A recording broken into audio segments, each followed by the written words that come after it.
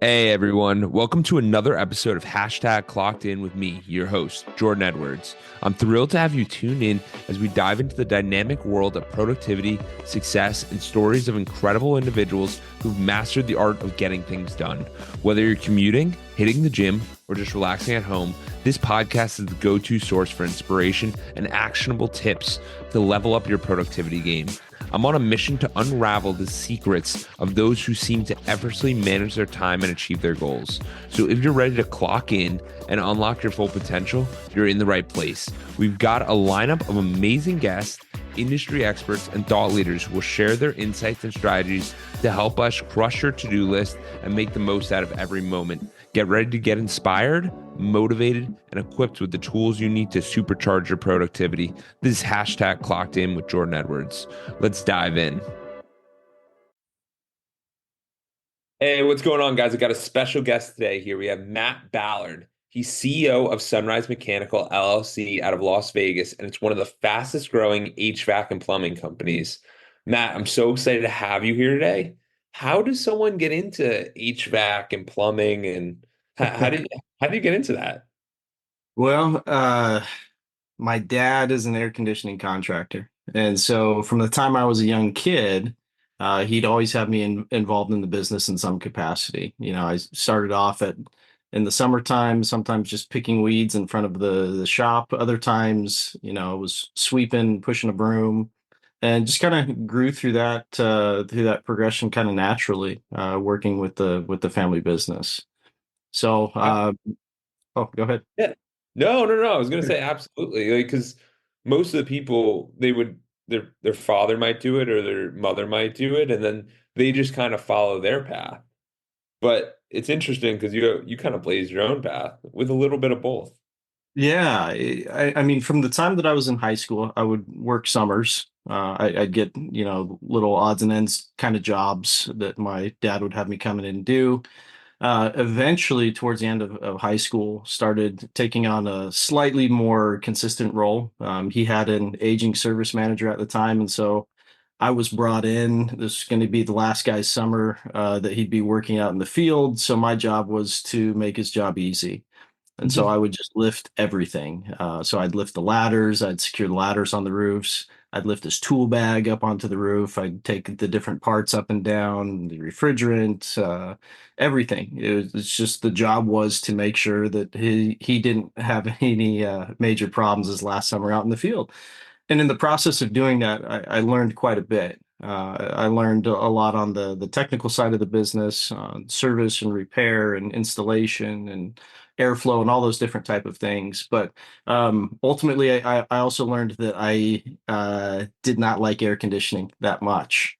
It was brutal work. Las Vegas summers are hot as it is, and then to be 17, 18 years old and climbing around in attics all day at 130 plus degrees and being on rooftops in the sun. And it was absolutely brutal work. And I kind of decided inside my head that, yeah, this air conditioning thing is not for me. And so, I'm really grateful though for the component of that is that I learned how to work from a very young age, and ultimately knew that no matter which direction I would go in, I was going to be fine because I learned how to work in such brutal conditions, and everything seemed easier after having done air conditioning in Las Vegas in the summertime.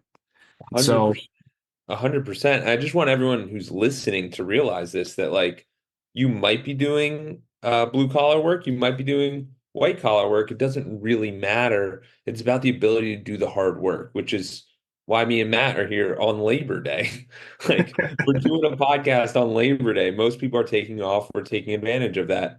But I just wanted to get that point across that Matt's experience might not completely align, but they're similar. It's the underlying values that we're really going to carry through.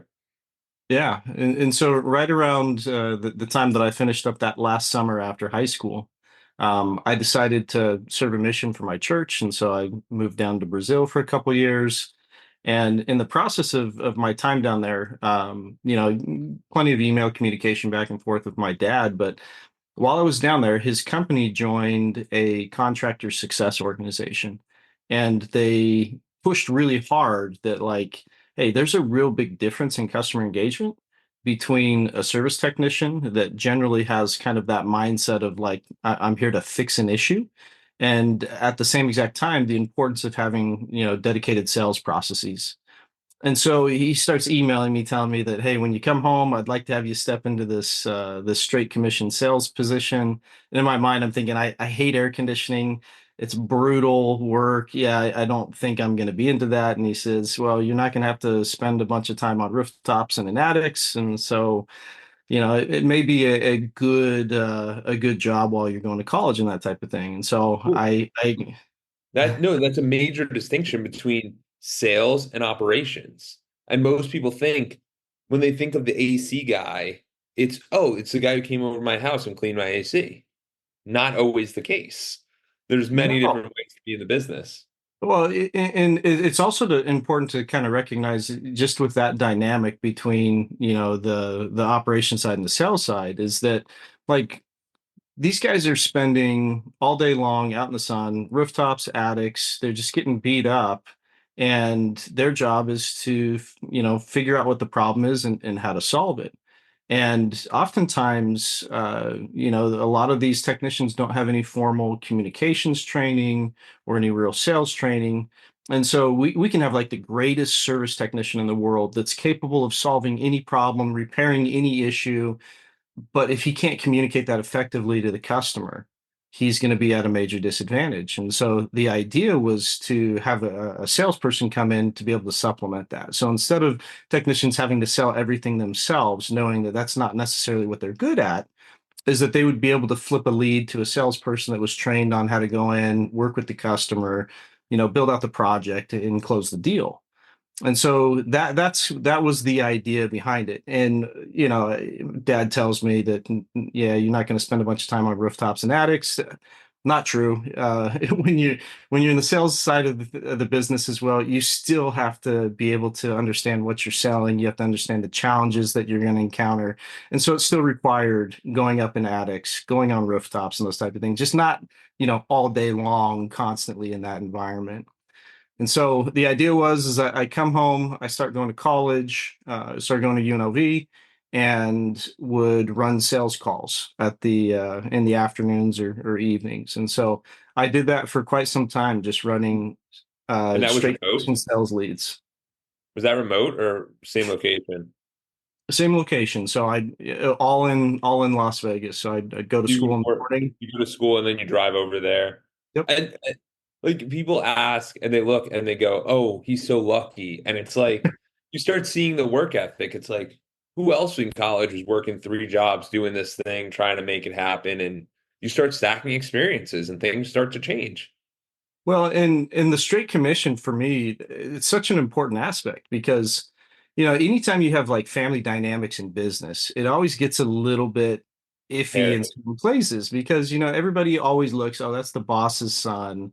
He's probably getting paid more than everybody else and he's doing less than everybody else. But definitely was not the situation with my family. It was straight commission sales. So if I failed and I was not good at what I did not make any money and I'd force myself out.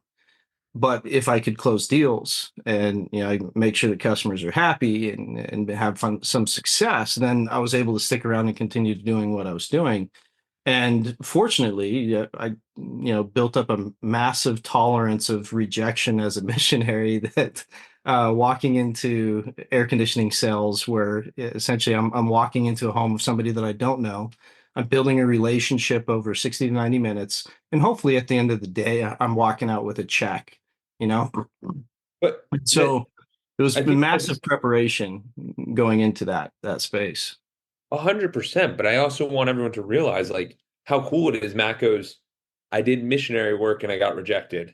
I'm doing AC work and I'm getting rejected. I'm talking to girls, I'm getting rejected. Like it's all the I'm being honest though, it's all the same thing because we sit there and go, how could someone go from missionary work to AC? Like most of them would be like, that makes no sense. But you connected the dots, and most people in their careers, they just have to connect the dots to make it all make sense to them. Yeah, yeah. I mean, ultimately, the interesting thing with air conditioning, plumbing business in general is that we look at that and we think of like this trade component of this massive technical component, which there is. but it's still very much it's a people business done face to face. It is somebody has a problem, they find us as a solution to their problem. We go out, identify it, present solutions, close the deal, fix the problem, make sure that they're happy and satisfied. But it is very much a people-driven business. Without the technicians, installers, call takers, dispatchers, without all of those people, nothing happens.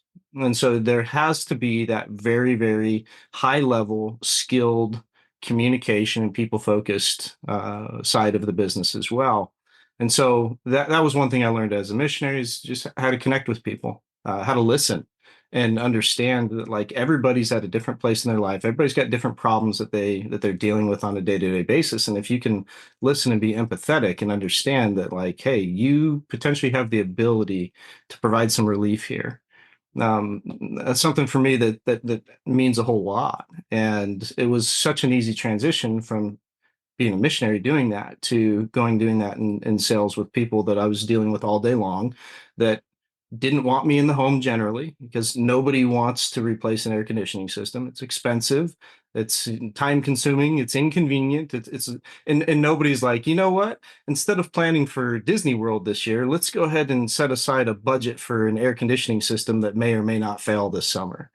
And Yeah. so you're in an uphill battle from the very beginning, but when you approach it properly, it's really easy to connect with the people and help them understand that like, hey, you got a problem, we know how to fix it. And let's just figure out a way to make this as painless as possible for you so that everybody wins here.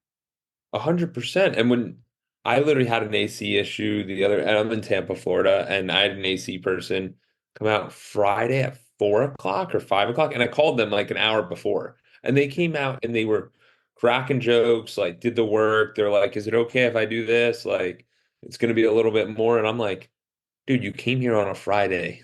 I could have woke up Saturday sweating. I appreciate this." And it becomes this like real reciprocity factor where everyone's just very appreciative of the work that's happening because you see them, they are drenched in sweat. It is hot as can be. And Yeah, it's just like, thank God, like I appreciate you coming quickly and being able to communicate that and being there on time because there's so many businesses and there's just so many just relationships in general where someone might send you a text or ask you a favor and like you just ignore them because it's a no. Where you could just say no, or you could say yes. It doesn't matter, but people like that communication style of like respond or like don't like, but you got to let me know what's going on. exactly. Yeah, communication really is something we train on so consistently and regularly, just over and over and over and over again, in all facets of the business. But ultimately, in that sales position, I did that for a number of years.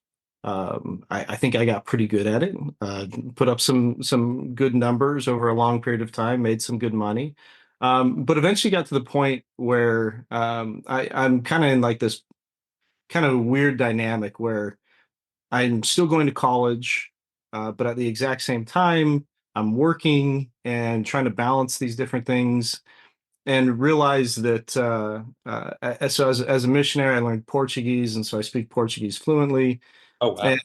And so one of the colleges up in Utah offered credits in Portuguese, and so I could transfer up to that college. I could knock out like 42 credits in Portuguese in a semester. And so I transferred schools, and so I transferred up to BYU, started taking all of these Portuguese credits just so that I could have that boost from the language. And when I was going to school up there, I was kind of bored, so I started looking for a job. And back around that time frame, I think minimum wage was like 6.25 an hour. And so I'm finding college jobs at $6.25 or 6.25 an hour, and I'm used to making really good money working in sales for air conditioning. Of And course. so I found an air conditioning and heating company up in Utah to go work for. So I went and applied.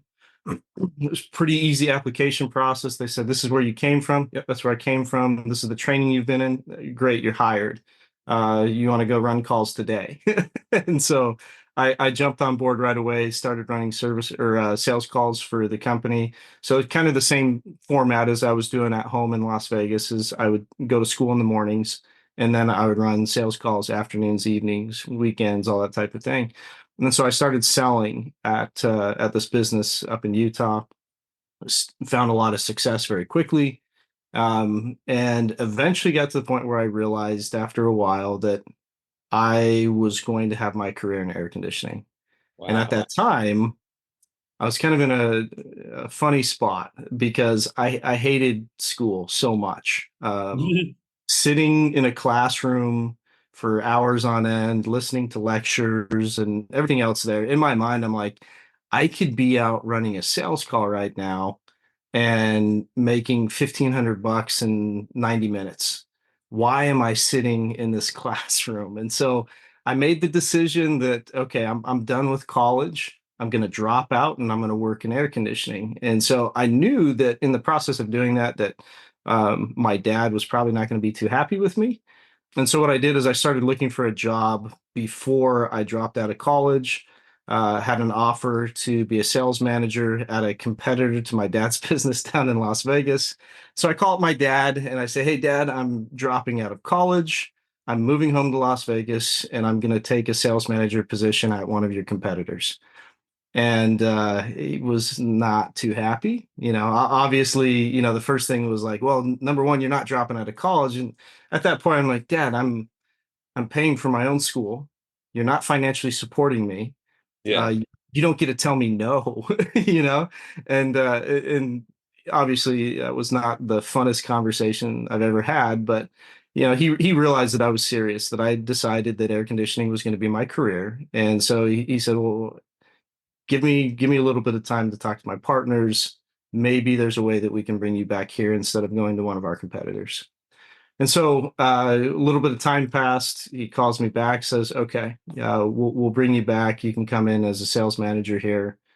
And so it's like, great. So I quit school, dropped out, packed up all my stuff, found somebody to take over my housing contract that I was in, and moved back home to Las Vegas and started working full time in sales management. So That's I, incredible.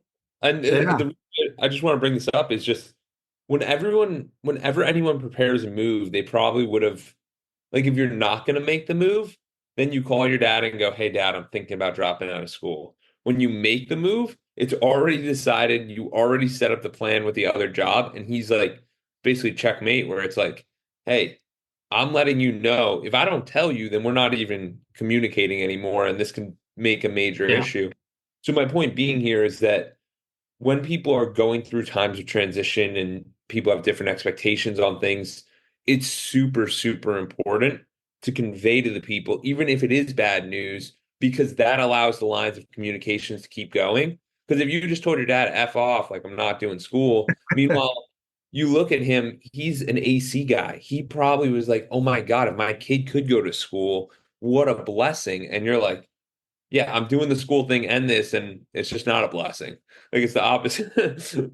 Well, the funny thing is that so there's five kids in my family. Oh, wow. I have two older brothers that are identical twins. They're a couple years older than me. There's myself. I've got a younger brother, 5 years younger than me, and a younger sister. I think she's about 8.5 years younger than me. And uh, my older brothers didn't get the chance to work at the business, at the family business, because my dad would say, "Well, the problem is like I don't have enough work for both of them." And so I don't want to just pick one of them. And so I was the first one that went and worked in the family business. And I believe 100% that my dad's intention behind that was so that I would go to college. My dad was going to college. I was married with my mom. They end up, getting pregnant with identical twins when they're really young. There's a lot of health complications with my older brothers during, when they were Of delivered. course. And so it forced him out of college to go find a job and start providing for a family immediately. And so my dad dropped out of college. And so I think there's part of him that was like, geez, if I put him in enough bad, burning Pain. hot attics and Yeah. just, the worst conditions that you can work in, that eventually he'll be like, yeah, it's really important that I go to college, that I go get a degree and everything. And I look back, 20 plus years later now, and it's like, yeah, he was absolutely doing the right thing of putting me in that position, hoping that I would get there. But in the process of it, I realized that I loved working in air conditioning, and I loved working in air conditioning so much that I was willing to walk away. It was just starting my senior year in college. Oh So it wow. wasn't like so it wasn't like I Yeah. was, 2 semesters in. I was I think currently I have like 108 credits in college or something like that. So I was really close to graduating, and just realized that I found something that I really loved doing, and wanted to pursue that completely. And at that point, the decision, which, obviously looking back, I probably could have just finished up and been okay. But in my mind, it was, when I know what I want to do, I'm not going to allow something to get in the way of what I want to go out and achieve. Yeah. And so I never even questioned the decision as to whether or not I should drop out of college. It was, no, this is obviously the right thing I should do. So I just went all in on it. And I think for me personally, and as we talk a little bit more, uh, I've, for some reason, I feel like I've been blessed with just a massive amount of risk tolerance. And it's a blessing and a curse at the same time. But I was willing to take that risk, and because of it, was able to go out and find a tremendous amount of success working in the space. And so I moved back to Las Vegas. I take the sales manager position. We start building sales for the company, doing really well with it, and eventually transitioned to the operations manager, and was overseeing all the operation of the business on the day to day. But again, that itch came. Um and so I'm talking with my dad, and I'm telling him, hey, I want to grow this thing aggressively. I want to be an owner in the company. I'm not satisfied just taking the management position and making decent money. Like, I want more. So when are you going to retire, was kind of the conversation, and my dad is such an amazing guy, such a hard worker, such a great example, that I respect him tremendously for this. Is he straight up told me, I'm not ready to retire, and I'm not going to be ready to retire for a long time. Um, I don't want to, and so I had to make a decision. I'm getting chills as you're telling me this, man.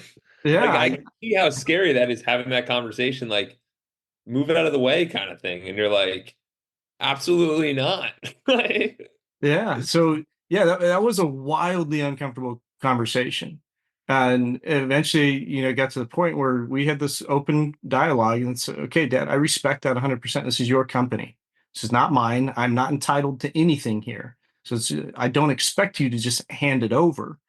And if you're not ready to retire, and you have no idea when that's going to be, I have to do something different. And so I respect him tremendously for not making it too easy on me, but also standing up for what he wanted to do to take care of himself and my mom, um I, and I their think livelihood. I think that's super important for people to actually have authentic conversations. Because there's so many times where your dad, he could have led you on for 20 years. And like your life would be completely different if he wasn't able to be as blunt with you as it like with you, being like, no, not doing that. He could have been like 3 more years. Because there's probably people in this audience who are listening who have gotten 2 more years, 3 more years, just keep going. And you throw away 10 years of your life where you're like, what the, like, dude, that wasn't what we agreed on. That wasn't the plan. No, and while this whole thing is playing out, I remember going home and talking with my wife, and my wife has been um, my biggest cheerleader, my biggest support. She's encouraged me. She's the one that, like, when I have crazy ideas, like, hey, I'm gonna walk away from the family business. I mean, she's just so supportive and has all the confidence in the world with me. And and so I have that conversation with my dad. I go home and tell my wife about it, and she goes, "Good, do it." I'm surprised. I'm like, I did not expect that from her. At the time we had young daughters, and financial instability is terrifying when you have little kids. Yeah. And and my wife and I, from the time that we got married, we made the decision. And this is something I learned from my parents too, is that my mom stayed home with the kids. She didn't work until all of us were a little bit older and more self-reliant. But I appreciated that so much, of having my mom home with us all the time, and my wife very same way. We talked about it and decided that, hey, When the kids are young, she is going to stay home with the kids. I will be the sole breadwinner from the family. And when the kids a little get older, if she wants to go back into the workforce, absolutely. And so I was the only breadwinner for the family. My wife tells me, "Yeah, go ahead. Like I'm on board with you. Go ahead and quit. Let's find something else." And so at the time, I'd been doing some consulting and training work for a wholesale distributor in the space, in the HVAC space. Just part-time, I'd go do some sales training classes for contractors out of state. And they approached me and wanted me to come on full time and to open a new product division for their company. And so, the wholesale business, we think of just the physical boxes of air conditioning and parts and that type of thing. But there's a whole segment that not a lot of people know how to do really well or don't dedicate enough time and attention to, and it's all about air quality products. How can we Really? improve the air quality inside homes and businesses? And so it was something that I'd kind of gravitated towards, was having a ton of success with. And so they offered me a position to come as a product manager and to develop that product segment for them. And so I quit my job. I left the family business. I started working for a wholesale company with 30 locations all over the Western United States, in a space that I'd never been in before. I didn't know the wholesale business. I didn't know B2B sales. I knew B2C Yeah. pretty well. And so all I did was start taking what I'd learned in terms of the sales processes of building relationships of trust, and learning how to close a deal, and started applying that all over the place. And so we built a product offering, did a bunch of work there, and started building this product division and started having a lot of success with it. And then company grew. And so my boss, who was the CEO of the company, tells me, "Hey, you need to hire some people to come work for you." And so I start looking for people to come work for me. Kind of the interesting thing is he calls me up one day, and my younger brother was working for the same wholesale company. He was working as a salesperson in Las Vegas, and he was very good at what he did.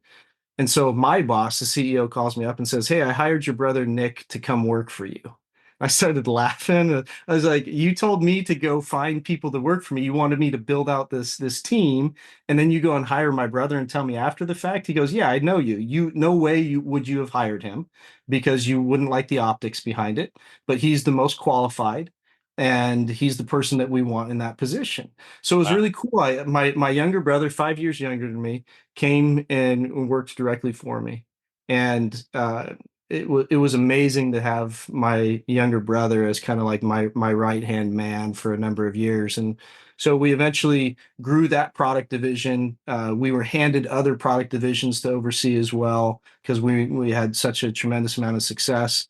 I eventually moved from that role into more of a corporate training role. So I built the sales processes for all the inside salespeople, branch manager trainings. I facilitated all of that, and my younger brother was promoted up into the position that I had. And so that was really cool to Awesome. see him. And I think when he was promoted, I think he was probably like the youngest executive in the history of that company. He was really young and had a tremendous amount of responsibility, but was just so good at it, and was such a better fit for that position than I was. And so it was really cool to see him kind of grow into that role. Um, and It's so, crazy that all this started with AC sales. Like, you know what I mean? Like, you never know where the opportunities are going to take you. And I think that's exactly. kind of a very open-ended thing of like being open to new ideas and different things, then you start becoming receptive to them. Yeah. Because the biggest thing I heard recently was that successful people actually create their own change. People who are struggling are forced into change. So Yeah. basically, being like, if you got laid off from your dad's company, then you'd have to go find a job and rush. Instead, you're like, no, I'm firing myself and I'm going to go find some, like, even though you did a seamless transition, but it's that looking out to what's new is always an important thing for people. Yeah. So the in the wholesale space, we're having all the success, lots of different locations over the entire Western United States. I was traveling like nonstop. As I have my wife and three young daughters now at home, and it puts a strain on marriage and family when I just wasn't there. And I missed things from my kids that I shouldn't have missed. And so right around this is all happening, COVID comes into Now, play. Matt, did you feel a conflict between I am the sole provider, so I have to do everything I can to set on set provide, and then you're also like, I have to be like, because it's such a challenging dynamic where it's like, I want to make sure I put my all into this because I don't want us to be homeless. And then you start to realize, like, we will actually never be homeless. That's a ridiculous concept. Jordan, we could do an entire podcast on the guilt that I felt every single time that I left my wife and my kids to go do something that in my mind was for the greater good. I mean, it tore me up every single time I'd get in my truck and drive to the airport early in the morning before my kids were awake, and coming home late at night and having them already be in bed, and seeing my wife raising these three daughters pretty much all by herself. And yeah, the guilt was incredible. Not just that I was putting so much effort or shouldering, or my wife having shouldering so much of that effort, but just the fact that I didn't get to be there for like all the things that I should have been there for my kids. And so COVID comes into play, and we were essentially grounded. We weren't going out different locations, and so Zoom comes into play, and we just continue on doing what we're doing. But COVID was such a massive disruptor, and so many people were affected by it in so many negative ways, and family members that passed away and different things like that. But in spite of all of that, like being able to find that silver lining is I was home with my wife and my Yes, daughters, yes, absolutely. and it was incredible. And so while this is all happening, some different dynamics are playing out in the business, and I make the decision again, I'm going to leave. uh, I feel like I'd kind of tapped out my progression there. There's some decisions that were made with the company that I wasn't fully in alignment with. And so during COVID, I'm talking with my wife. I'm saying, hey, I think I need to leave this company. And it was much harder, believe it or not, much harder to leave that than it was to leave my family's business, because I was doing so well financially. The Uh, golden handcuffs. Yes, they all oh, the talk about golden handcuffs were so intense. golden. Yeah, they're so golden. And you're like, uh, I've heard that 1,000 times where it's like, wait, you're gonna say no to this? Like, but we have this, like, and then you look back and you're like, Oh there's yeah. five of us here, like, and who knows if you have pets or anything? You're like, there's a lot of people here, like, Oh yeah. And had such a tremendous amount of success, was doing so well financially during all these years that we built this lifestyle. And I'm feeling better because like now I feel in my mind I'm providing the lifestyle that my wife and my daughters deserve, but I've got this itch that I can't just keep doing what I'm doing, and I don't know what I'm going to do. And so, just in the process of kind of COVID and all of this time, I realized that what I enjoy doing most is training technicians and taking these guys that are coming right out of tech school that have no real skill set other than the basic stuff that they learn, and turning these guys into absolute incredible communicators, and helping them have the type of success that I've achieved. And so I decided that I'm going to start a training and a consulting business for HVAC contractors, specifically around, again, that air quality space. And so I start laying all the groundwork during COVID. Early 21, I reach out to my company, the CEO of the company. I tell them that it's time for me to leave. They were super cool with me, very respectful. They were happy I wasn't going to a competitor, and so they were really cool with me in the transition. And so I make this leap in early of 21 that I'm going to build this training business. And so I do. So I build this training consulting company, and it's just me. And so now I've got to go out and find customers. And so I start reaching out to a lot of the contacts that I'd built over years as a contractor and in the wholesale space. And I landed my first customer within the first week of opening up. It was a great contract I had. It was with a massive contractor, multi-state, private equity backed. And so I land this training contract with them. And in my mind, I'm like, I'm set. I made Like, it. I made it. I've made it. Like I'm playing in just No, a because different it is arena that now. hard. It is that hard, especially in the beginning where you go, okay, Friday's not coming anymore. Like we can get Yeah. paid any day of the week. We got to make it happen. Like, Oh yeah. So now I go from great steady paychecks to nothing to I land this great big contract or big contract. I looked at it and said, geez, I can probably if I had to, we can survive just off of this contract alone for the next year. And so in my mind, I'm like, I'm on easy street. This is going to be great. And so I start doing that. And I realized that like I'm traveling even more than I was in wholesale because the company demand was so high and they were growing so fast and they wanted me at all these different places at the same time. And so I'm fulfilling that contract. And then I get another really great contract with one of the biggest private equity firms in the space that's rolling up HVAC and plumbing businesses to help with leadership training and development. It's like I never had the intention of doing that, but was good enough at it that and talked with them. They thought I'd be a great fit. And so I started doing that with them. And so now I have these two big contracts and I'm pulling in but small contracts all that over the place. that's the coolest thing about being on your own is that like the one is like you have your job and they just keep giving you more stuff and you're like still getting paid. It's still more stuff. Where you're a Yeah. contractor, you're on your own, like it's like, yo, we can scoop up all of these contracts and you gotta start hiring people and doing these different things. But for a while you're doing three different jobs at once and you're like, I guess I'm getting paid for three different jobs now. Like so it's some give and take.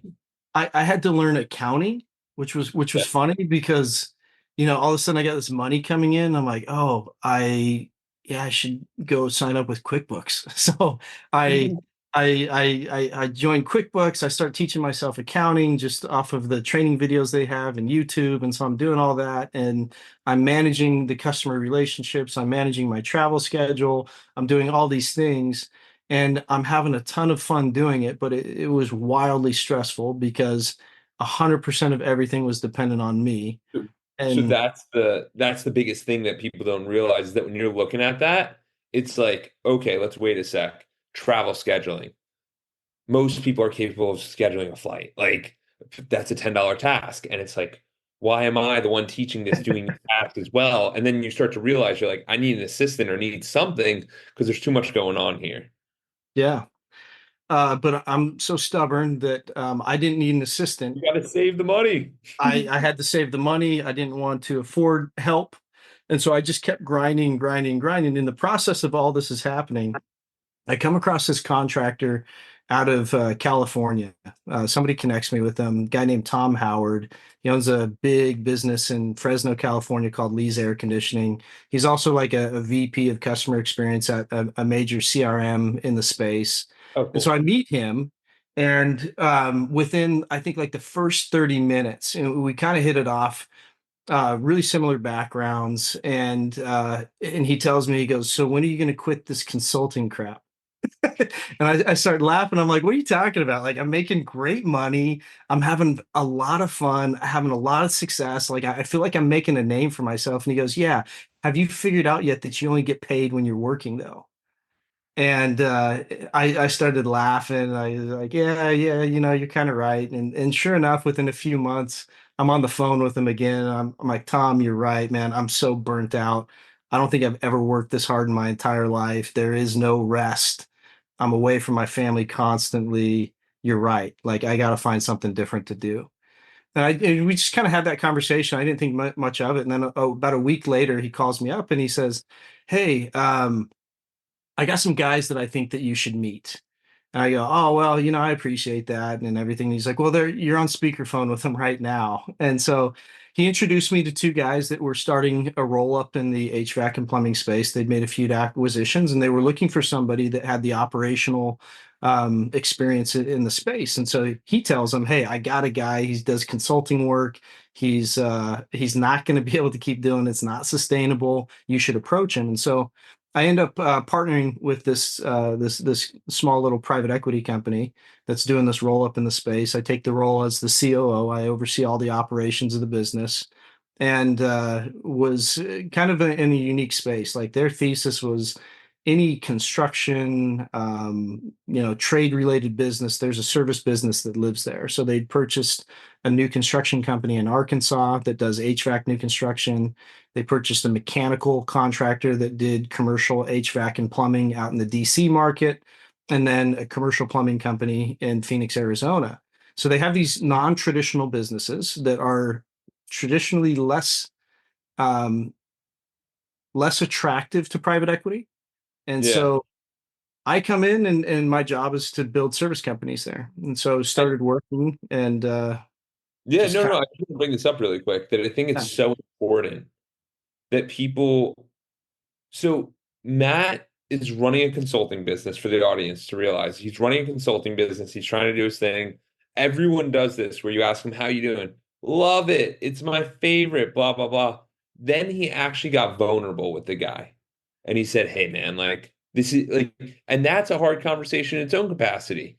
And then yeah, this guy, he's like kind of a liaison mentor-esque where he's just like, oh, sick. I know some guys. I'll set you up. Where he didn't Matt didn't ask for that, but Matt was just like, "You're right." Like you, and that guy wasn't going to set up this next opportunity until Matt called and said, "Hey, I'm struggling with this." So yeah, it's that vulnerability. Sometimes you got to let people know where you're at with things, because otherwise you'll never have people help you. So it was kind of like Matt asking for help. It was kind of not like Matt asking for help, but it's super valuable. So my point being here is that the audience, whenever you're feeling friction, you should ask for help. Like it's good for you. yeah. And I'm stubborn. I'm prideful. Like I'm all those things. But the one thing that I think has been very successful for me is I've I'm not afraid to I'm not afraid to admit the truth. As Yes. painful as it is, I was not afraid to say, "Hey, you were right. I was wrong. This is grinding me down to nothing." And so, yeah, I need a change. And so, when I partnered with a smaller private equity company, I tell them, say, hey, my lifestyle sucks right now. I'm traveling nonstop. And so they tell me, like, yeah, you're not going to have to travel nearly as much. We only own three companies, so don't worry about it. And so I start working with these businesses. And of course, I'm traveling more and more and more, but I'm also enjoying it so much. And it's like I love the people that I'm working with. I love the companies that I'm out helping. We're finding success. The service businesses are growing. Like good things are happening. And in this process of this going on, they asked me to start helping on the acquisition side of the business. Said like, hey, the operations better than anybody. We want you to start helping with operational due diligence. And so I started getting into that side. So I started learning acquisition from some really great people that worked on Wall Street and M&A and some big deals. Like one of the guys that I was working with was helped out on the deal when Dell Oh wow. went from public to non-public, and so Oh he wow. helped in that process. So it's like these were high quality Well, people. players. Yeah, and so I started learning with them, and just kind of naturally morphed into. I started helping with acquisition, helping prospect, putting leads into the funnel, the operational due diligence side, and eventually as the company played out, I eventually oversaw all of the acquisitions for the company moving forward while I was operating as the COO, helping with the improving the operations at all the companies that we had. And And so, that the the funniest part to me is that you're learning about all these things and you're learning by doing. And you're open to that, but in college you were like, this doesn't make sense. But you're actually like a super learner because most entrepreneurs are super learners. They just learn by doing instead of sitting there reading a book. You're like, you gotta let's do it. Like let's learn and while we're doing it on the fly. I like if we rewind like 10 years here, I forgot like one thing since you brought that up. So when I was the operations manager at my family's business, I was also teaching night classes at the College of Southern Nevada in the HVAC program. So 2 nights a week from like 5 to 10 p.m. almost, I would go and I would teach at the college night classes. My dad taught there as well. So he and I would work together all day long, drive out to the campus, teach night classes, and then drive home. So I went from a college dropout to technically, I think I was considered adjunct faculty at the time. I was teaching college courses without a degree, and it No, was just pretty it's funny. really funny once you start like putting it in perspective where you're like, none of this stuff matters. Like, not saying it doesn't matter or it does matter, but it's just everyone learns differently, and that's Yeah, cool. And yeah, like, if you don't align or mesh with something, maybe there's a different thing out there. And the thing that I'm most impressed with you, Matt, is just your ability, and we're going to keep getting there to where your current day is, but it's your ability to keep finding, like, figuring out the lifestyle that you and your family want and working towards that. yeah. Well, and so I'm at the private equity company. Eventually, after a couple years, realized that all right, I've had enough of the travel thing completely. I just needed to be done. It's just funny. There's a lot of people that look at like business travel in general, and they're like, "Oh, this is you get to fly on planes and go eat at nice restaurants." And it's like, no, guys, like I'm flying Frontier Airlines from Vegas to Arkansas. I'm staying in a double tree that smells like, feet, and Yeah. I'm eating fast food whenever I can find a meal that I can, a few minutes to There's grab no a meal. routine. There's no No. routine. And it's grinding, it's grinding. And I finally get to the point where I tell the company that I'm with, we need to buy a business in Las Vegas, because I'm I'm done. not doing this anymore. I'm Yeah. not going to travel anymore.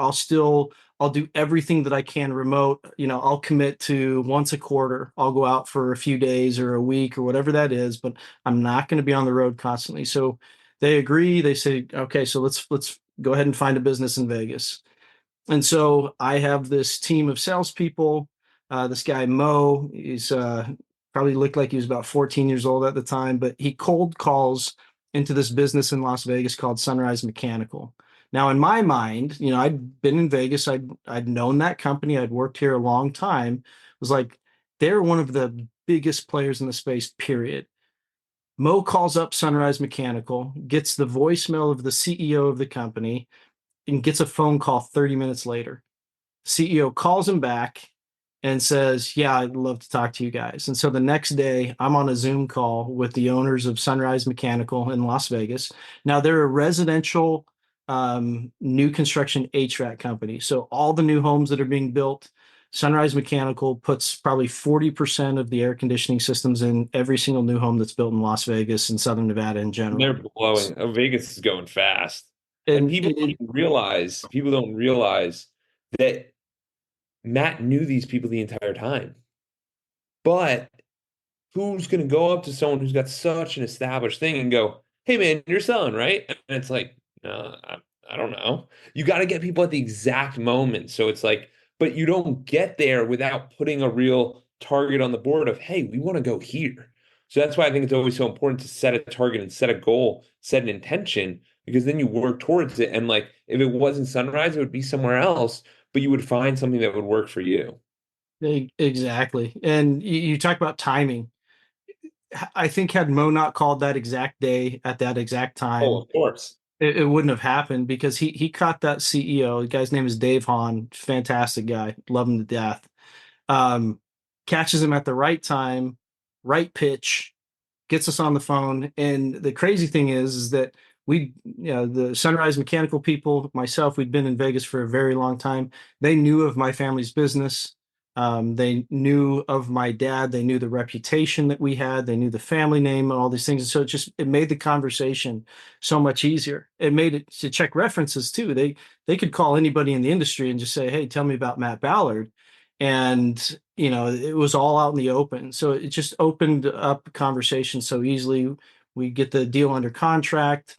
We're working with lenders to fund the deal, but eventually this unexpected thing happens that all the lenders look at the deal and they say, "We don't like the debt structure of the private equity company that you're a part of, so we're not going to fund the deal." And it's like, oh crap, like I've just worked months of like trying to put this thing into place, and we're getting shut down by lenders, and they're not going to lend on the deal because of the debt structure of the company. And in my mind, I'm like, oh, this is an absolute nightmare. And then one day we get a phone call from our banker advisor, And he calls me up and he says, "Hey, I just want you to know I'm having this conversation with you after I've already talked with the CEO of your company. Like this isn't me cold calling you or anything." He goes, "One of the major lenders loves the Sunrise Mechanical deal. They will not lend to your company, but they want to make you and another guy from the company who was working for me in acquisition, a guy named David Brown. He's 29 years old and he's an accountant. He's freaking brilliant. They said they want to have you guys be sponsors. They want to independently sponsor you two on this deal." It's like you what? Yeah, we have a bank that doesn't want to lend money to the company I'm with, but they're perfectly fine throwing all of that behind me and who would then become my business partner, David Brown. Yeah. It's like, okay, so my company's okay with this. And they go, well, obviously they're not happy about it, but they think that there's a way that we can get this thing done. And so eventually we worked through this process, and David and I quit the company that we're a part of, the private equity company. We form our own holding company. We put a deal in place to acquire Sunrise Mechanical that would allow our previous employer to be a minority shareholder in the deal. And so we leave. We put Sunrise Mechanical under contract for us with our previous employer as a minority shareholder. We get the bank to lend us every bit of money that we needed, with the exception of a little bit out of our own pockets, pennies compared to the deal size that it I don't was. want that. And they tell us, the sellers tell us, you basically got 60 days. You have to close this deal before the end of the year. This was in October of 23. And so we're like, oh crap. So we have our banker advisor who was fantastic, a guy named Mel Gilbert from GVC Financial. We have our attorney, a guy named Chris Wilson. We have our accountants with Ide Bailey, a guy named Chris Wilcox. And so we got like this, in my opinion, we have like this super team. And so we just go all in. So David and I quit doing everything, and it is nonstop hustle to get this deal done before the end of the year, because the sellers told us, if you cannot close in 23, we're going to take the deal to market. We'll hire a broker, And and you're done. There's too you're much done. competition. You're done. And so the stress was so intense that like that final month in December, I'd come down with pneumonia.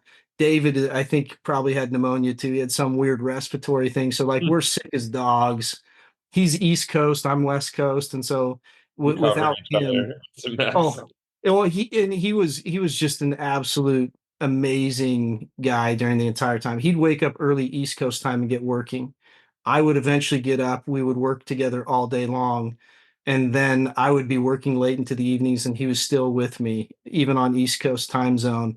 And I mean, we did so many different transactions in one. I mean, there was a real estate deal. It was buying two separate legal entities. It was putting the agreement with our previous employer. It was putting an agreement with the lender. It was putting the agreement with the And sellers. the coolest part about this whole story to me is that Matt never really, like, he did a little bit of this, but like never on, like, did you, that's what I'm, so like life is so amazing where you can just put yourself in that situation and you figure it out if you believe, because it all came back from working in college, working that other job, doing all these high level things where you're like the grinding as the consultant, all of these things coming down to this one culmination moment where it's like, let's do it. Like it's cool. It's exciting because people don't realize that life it has that opportunity because they just stay in the same role that they're in.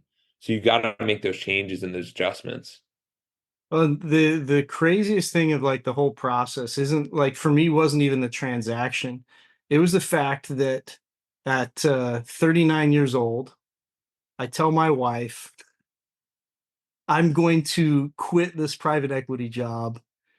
I'm going to take a huge chunk of our life savings.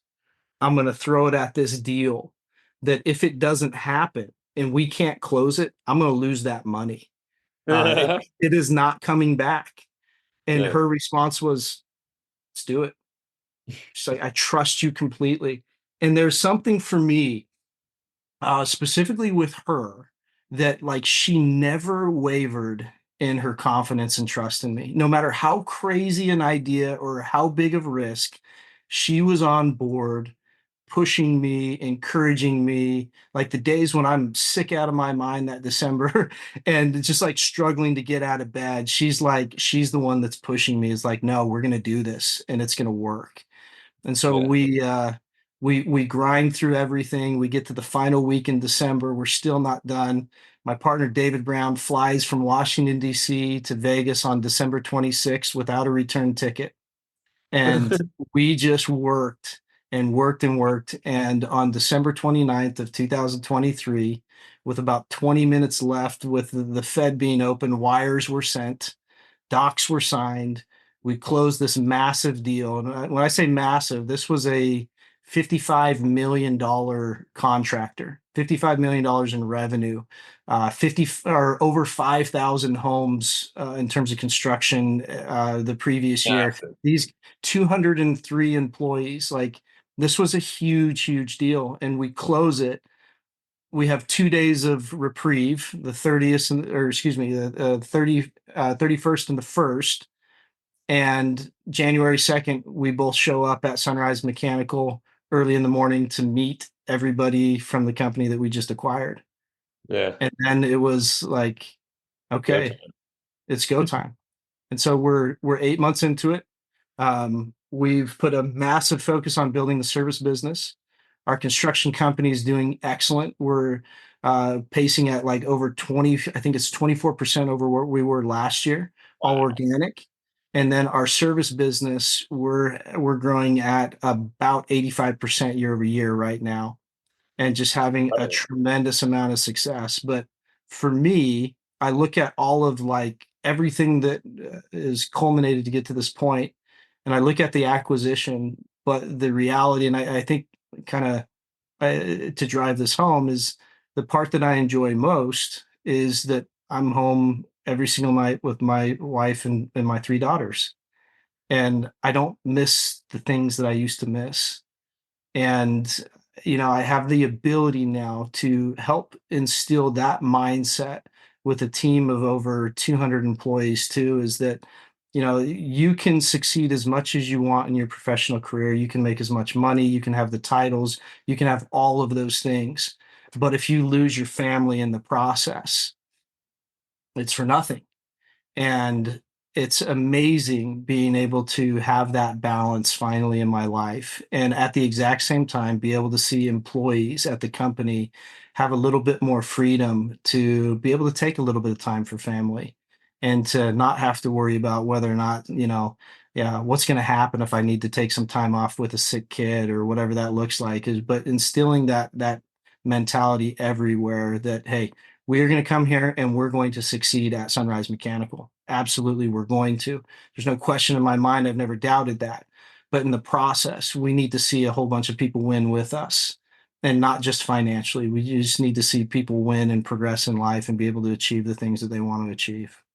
Yeah, it's absolutely amazing because I think the coolest thing to me is that by the time you finally like most people sit there and they go and build on their own and they'll go try to build their own AC culture, right? Or their own HVAC or whatever it is. They'll try to go build their own company from zero and get the culture.